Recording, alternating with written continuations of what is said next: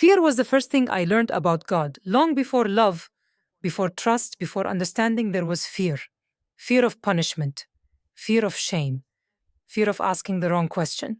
I grew up inside a home where faith was not discussed, it was enforced. Prayer times ruled the clock, silence followed obedience, and doubt was treated like a disease you never admitted you had. I learned very early that survival meant agreement, and agreement meant silence. I obeyed because I loved my parents, because I wanted to be good, because I believed God was always watching and writing everything down. I memorized words in a language I did not understand and was praised for my devotion, even as something inside me felt empty. I didn't know how to describe it then. I only knew that my heart felt dry, like a well with no water left. I was raised to believe that questioning was rebellion, and rebellion led to hell. So I buried my questions deep and learned how to smile while praying. I fasted, I covered, I submitted. Outwardly, I was strong. Inwardly, I was starving.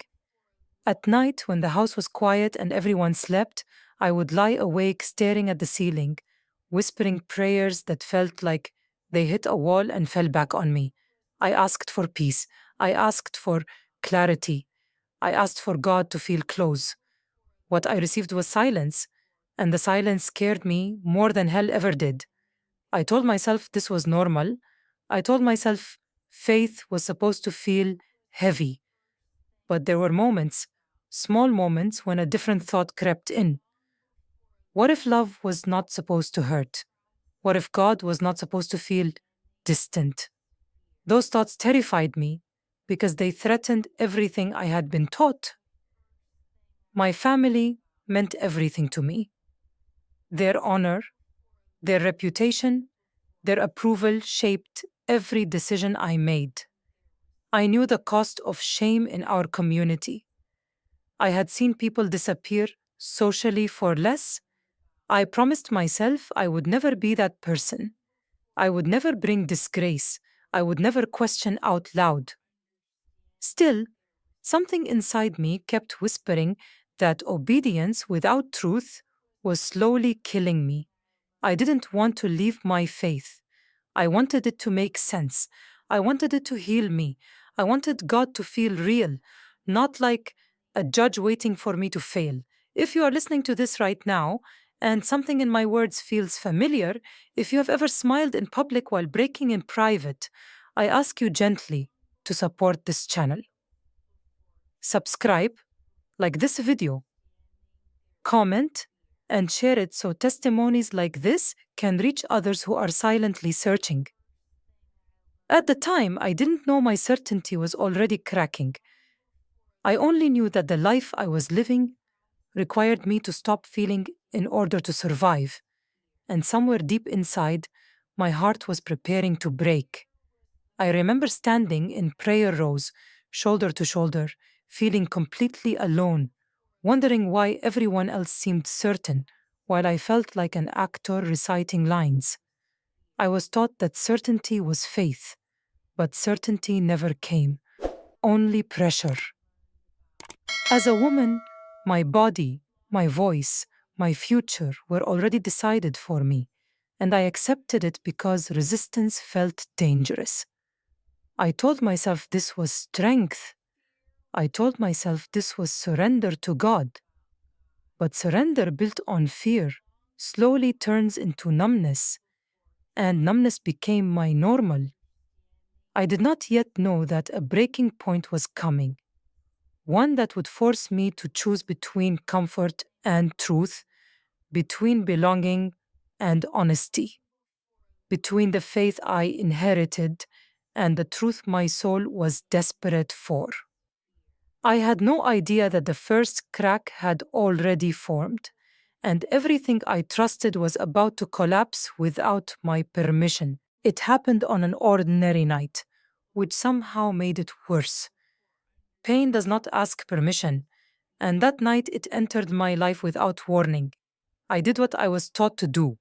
I washed, I prayed, I cried until my chest hurt. I pressed my forehead into the prayer mat and begged Allah to see me.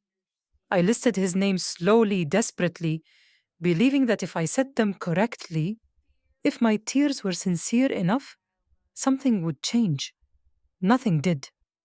The silence felt heavier than any punishment I had ever feared. Hours passed, and the room stayed empty.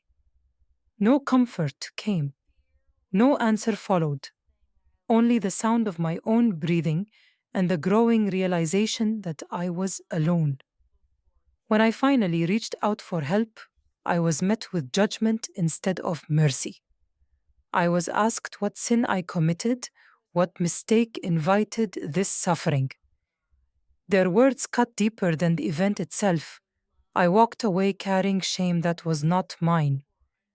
That night reopened memories I had buried for years, moments when I asked questions and was told to stop thinking, moments when fear was dressed up as faith. I remembered being told that doubt was from Satan and pain was a test.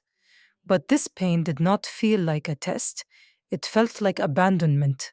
I replayed my prayers again and again, wondering what I did wrong. I fasted longer. I prayed harder. I punished myself with guilt, hoping obedience would buy relief. Instead, the silence grew louder.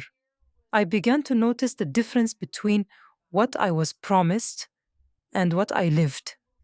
Islam was described to me as peace, but my body was constantly tense. God was described as merciful, but I felt watched, not held. I started to admit something I never allowed before. Fear was the foundation of my faith, and when fear failed to protect me, everything collapsed. Survival suddenly demanded honesty. I realized that if this was truth, it should be able to withstand questions, and if it could not, then clinging to it would destroy me. That realization terrified me more than hellfire ever had, because questioning did not just threaten my beliefs, it threatened my family, my safety, my identity. I sat alone that night understanding for the first time that tradition could not save me. Only truth could. And I had no idea where that truth would lead. I felt my world shrinking as fear expanded. Every sound in the house startled me. Every verse I remembered felt heavier, sharper.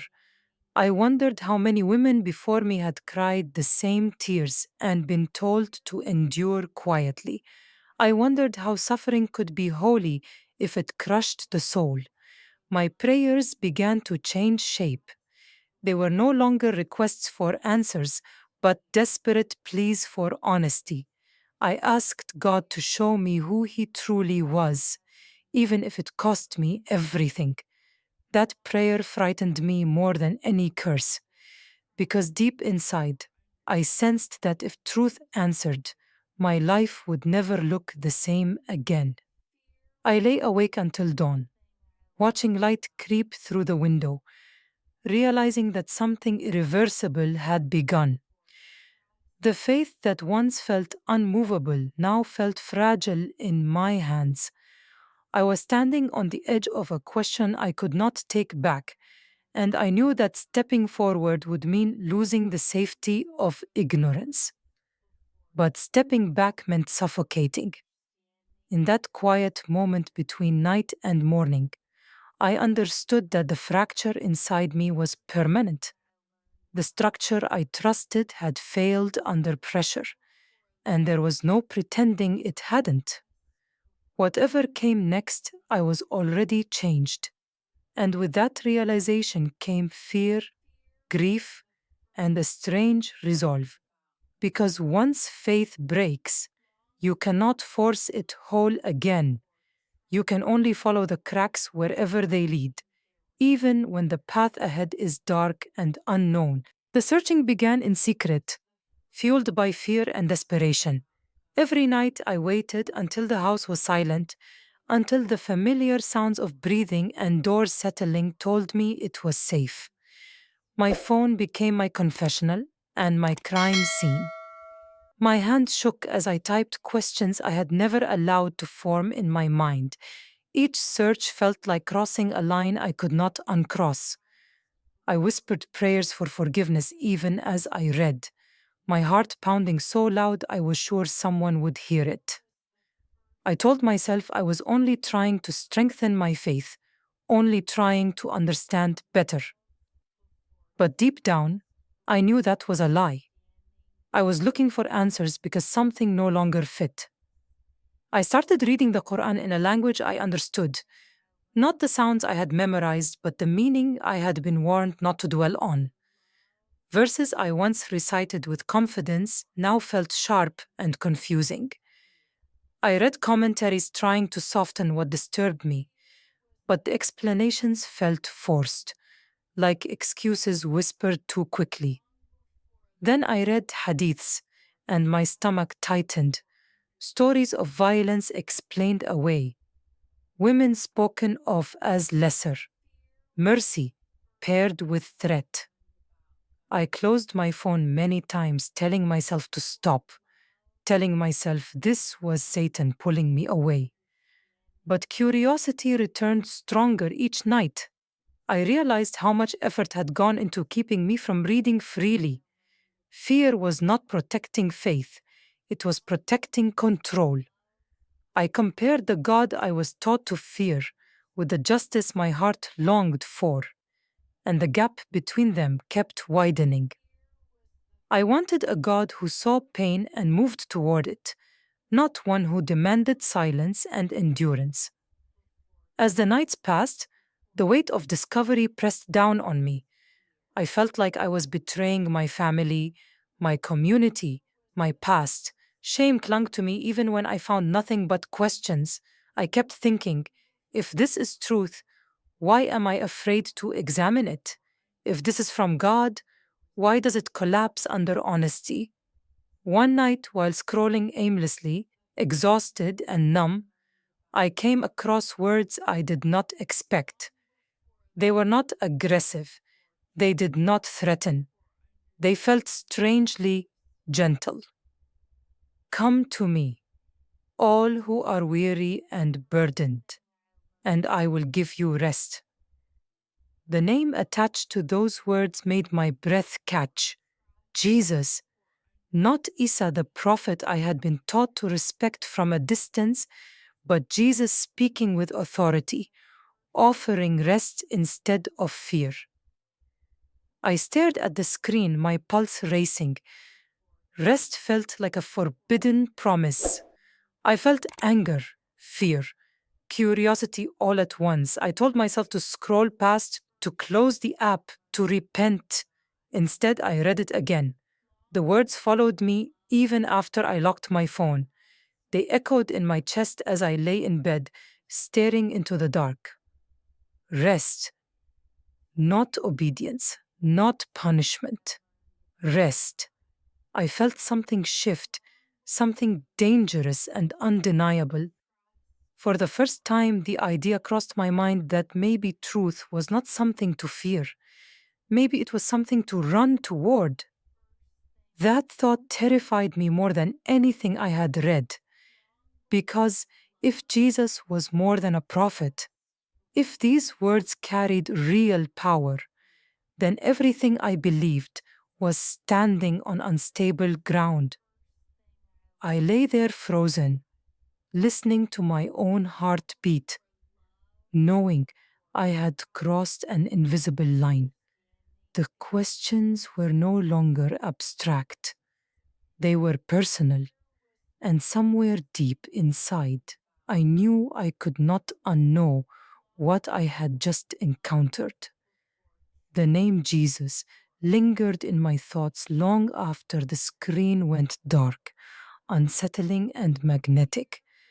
Like a door I had been warned never to open, yet suddenly could not stop staring at, sensing that if I stepped closer, my life would fracture in ways I could not yet imagine.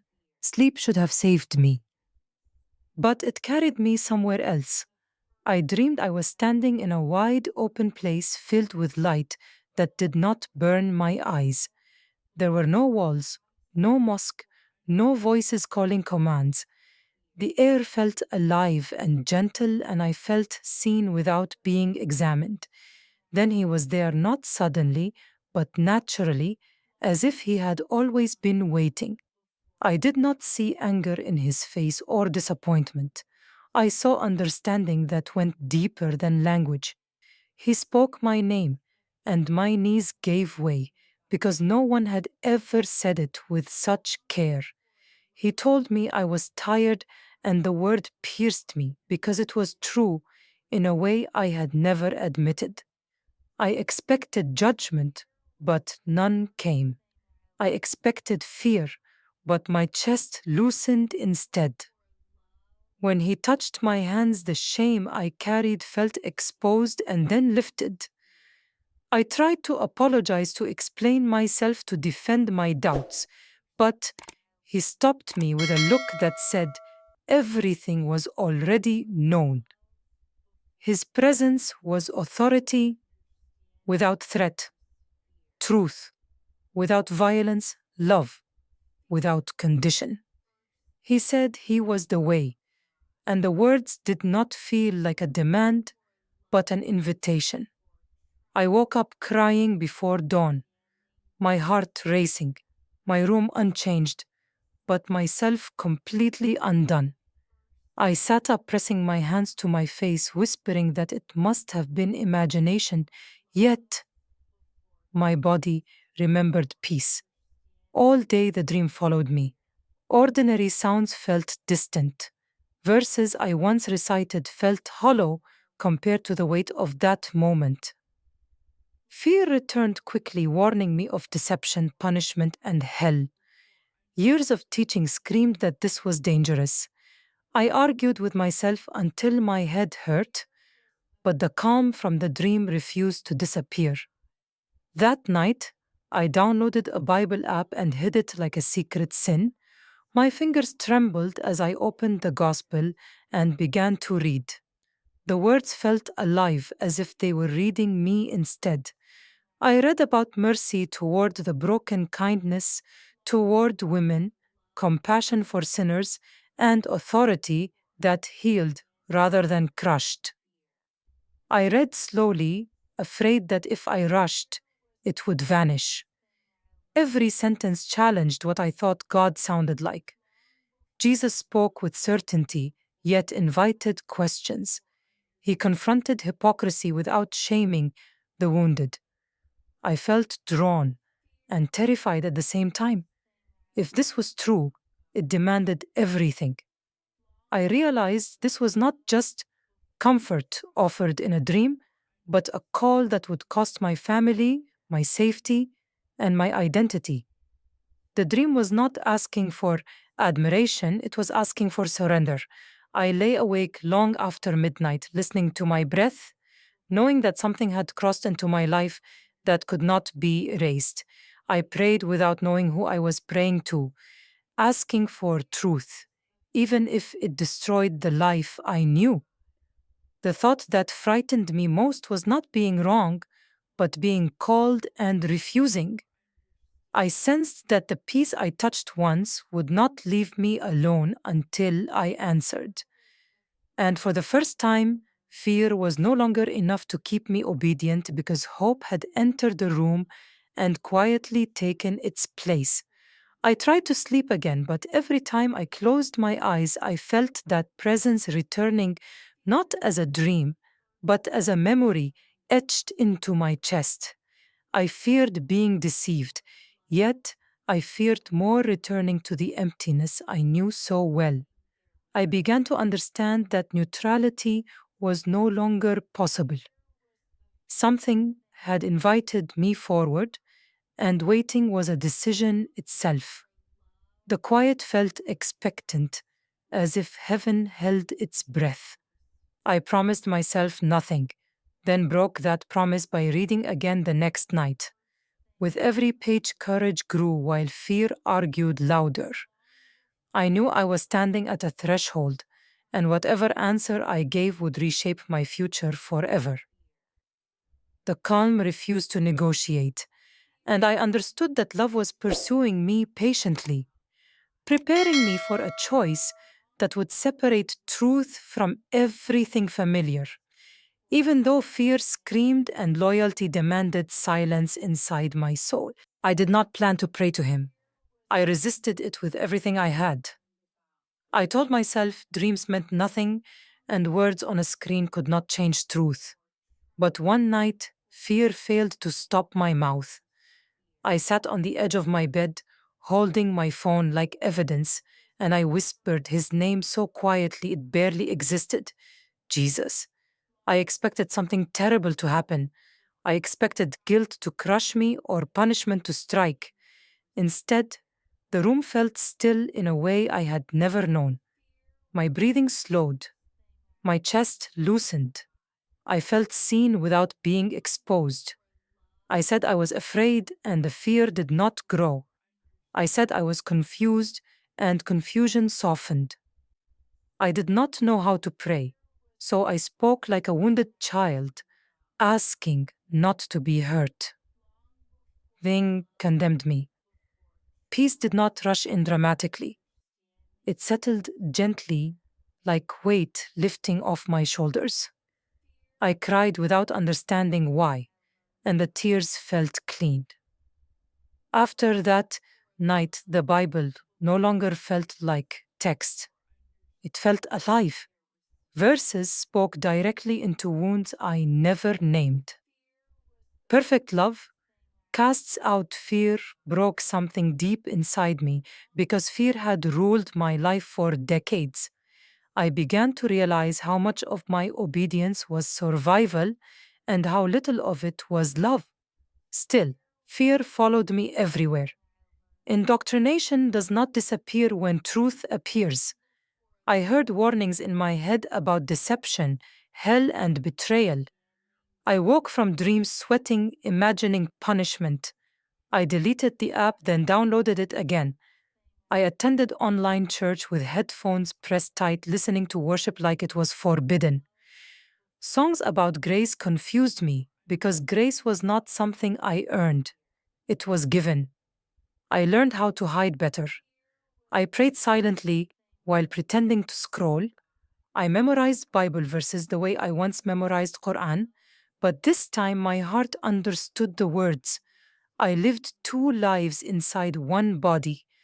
Outwardly, nothing changed. Inwardly, everything was shifting. I felt healing begin in places I thought were permanently broken. Shame loosened its grip.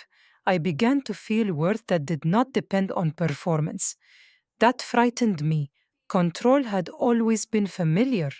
Freedom felt unstable. I watched my words carefully around my family, afraid of slipping. I avoided conversations about faith, but people notice when fear loses its power. Someone close to me asked why I seemed lighter. Another commented that my eyes looked different. Each question felt like a threat. My heart raced every time someone borrowed my phone or entered my room unexpectedly. I slept lightly, listening for footsteps. I prayed for protection not from God, but from discovery. The double life exhausted me. Truth demands space and secrecy suffocates it. I knew this could not last. One evening, a family member confronted me gently at first, asking what I had been reading. My mouth went dry. I felt the room tilt. I lied and hated myself for it. That night, I realized neutrality was gone. Silence was becoming a denial. I asked Jesus what to do, and the answer did not come in words, but conviction. Following him would cost me everything I was protecting. The peace I felt was no longer just comfort. It was strength forming quietly, preparing me for exposure. I sensed the walls closing in. My secret was leaking through. Changed posture, softened eyes, and courage I could not hide. The life I knew was beginning to unravel thread by thread.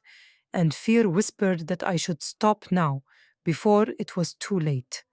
But love had already taken root, and I knew that whatever happened next, I could not pretend this encounter had never happened, because once truth enters you, it demands honesty, even when honesty feels like losing everything you ever knew. I was exposed before I was ready, and there was no gentle way it happened. The truth surfaced like a fire alarm ripping through the house, and everyone ran toward it. Voices rose, questions came fast, and my silence answered louder than words. When I admitted what I believed, the air changed instantly. My mother cried like someone had died. My father's face hardened into something I had never seen. Phones rang, elders called, and suddenly my faith was no longer private. It was a public emergency. They said I was confused, deceived, possessed. They warned me about hell, shame, and the end of my future. I was told to stop before it ruined everyone. Love turned into pressure and concern became control. I was watched closely, my phone searched my movements, questioned. Marriage proposals vanished overnight like doors slamming shut. People I grew up with avoided my eyes. I was spoken about, not spoken to. I heard my name paired with disappointment and fear. I was told I had brought disgrace and that repentance could fix everything if I returned quietly. Nights were the worst. I cried alone, asking God if following Jesus was a mistake. I asked if peace was worth this pain. I missed my family even while sitting in the same house. Emotional blackmail wrapped itself in religious language. If you loved us, you would stop. If you feared God, you would return. If you were grateful, you would obey. I felt torn in half between loyalty and truth. Safety begged me to lie. Honesty demanded courage I did not think I had. I replayed the dream, the prayers, the healing, wondering if I imagined it all. Fear told me I was destroying my life. Love whispered that chains were falling off.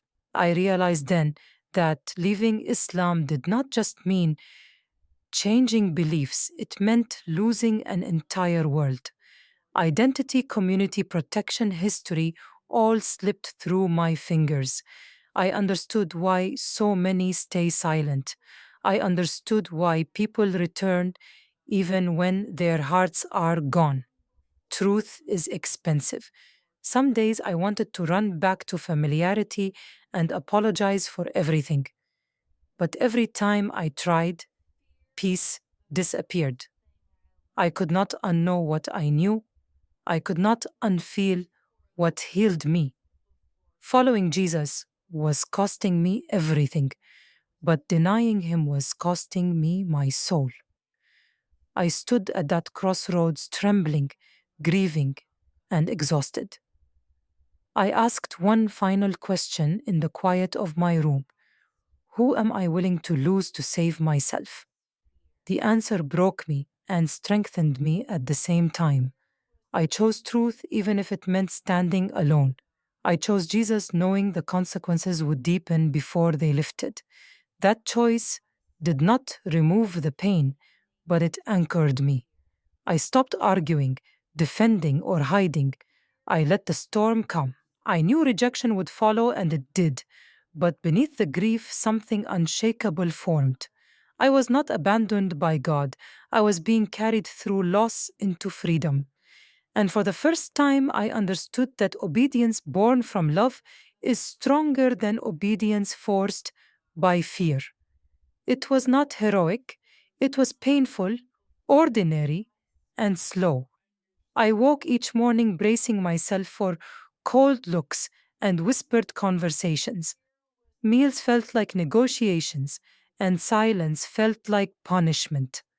I learned how quickly belonging can vanish when belief changes. Yet, in the middle of rejection, small mercies appeared. Strength. I did not train for patience, I did not earn, and comfort that did not depend on approval. I learned to sit with grief without letting it decide my worth.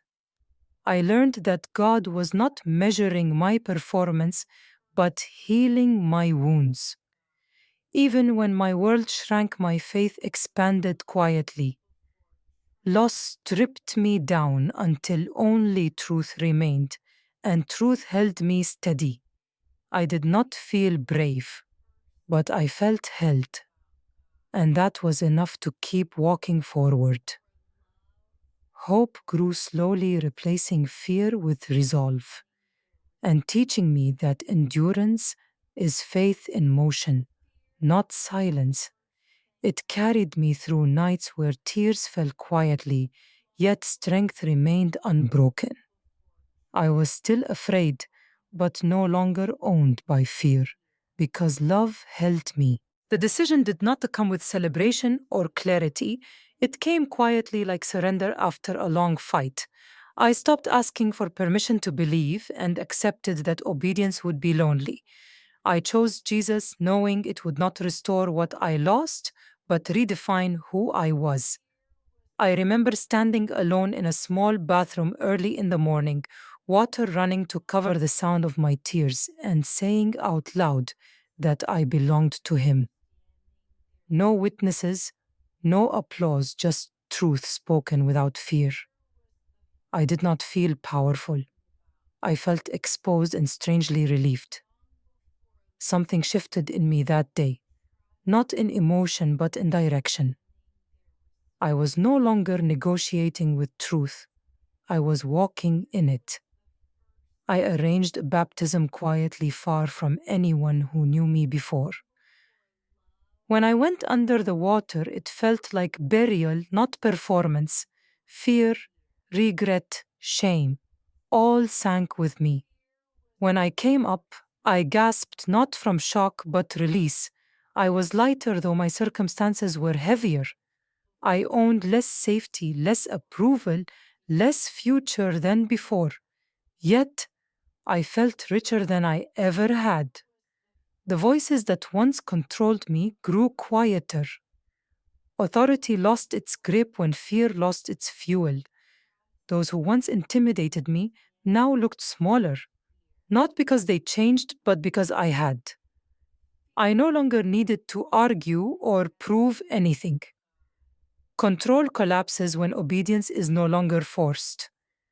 I watched religious pressure fail to move me, and it frightened those who relied on it. I did not seek revenge or validation. I simply stopped being afraid. That unsettled them more than resistance ever could. My prayers changed tone. I spoke to God without scripts, without guilt, without bargaining. I learned to listen. Strength replaced panic slowly, steadily. I found courage in small acts like refusing to lie or standing quietly when accused. Materially, my life shrank. Spiritually, it expanded beyond anything I expected. I lost protection, but gained peace. I lost certainty, but gained trust. Each day required fresh surrender. Following Jesus was not a single moment, but a daily choosing when memories threatened and loneliness pressed in. I learned that obedience does not erase pain, it gives it purpose. I was still grieving, family, still missing belonging, still afraid of the future. But fear no longer decided my direction. Love did. Scripture anchored me when emotions failed. I clung to promises that reminded me I was not abandoned. I was learning how to live without approval, and that was harder than belief itself. I sensed another confrontation coming, one I could not avoid or soften. There were words that needed to be spoken, truths that could no longer stay hidden. The peace I carried was preparing me not to escape, but to stand. I did not know how it would unfold, only that retreat was no longer an option. I prayed not for protection, but for grace to speak without hatred. I asked for strength to tell the truth without anger. I asked for courage to lose whatever remained if obedience required it. I felt ready and terrified at the same time. Faith had matured from comfort into resolve. I was no longer chasing feeling, I was standing on conviction. The road ahead promised more loss before healing, but I was no longer walking alone. Whatever waited for me, I would face it with honesty and hope, not fear. The decision had been made, and there was no turning back. I belonged to Christ, and that truth had already reshaped my identity more deeply than culture ever could. I was no longer who I was raised to be, but who I was redeemed to become. And with that understanding, I stepped forward knowing the final confrontation was coming, and I would meet it standing, not begging, not hiding, but anchored in truth and held by love. I knew the moment was coming long before it arrived because peace has a way of preparing you for loss. The conversation did not begin with shouting, it began with disappointment, which somehow hurt more. We sat across from each other, and the silence carried every unspoken fear. I was asked one last time to explain myself, to correct my mistake, to return quietly. I listened without interrupting because I needed them to know I heard them.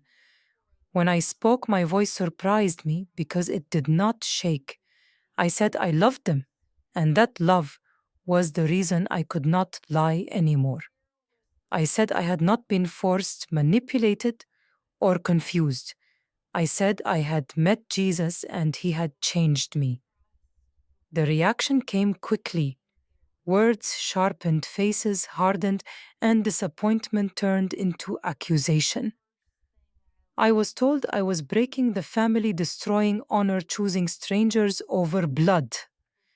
I felt the familiar pull to apologize, to shrink, to retreat. Instead, I breathed and stayed present. I did not argue theology or defend myself. I simply testified. I spoke about fear leaving my body, peace entering my life, and love that did not threaten me into obedience. They called it deception. I called it freedom. When voices rose, I did not match them. When anger flared, I did not return it.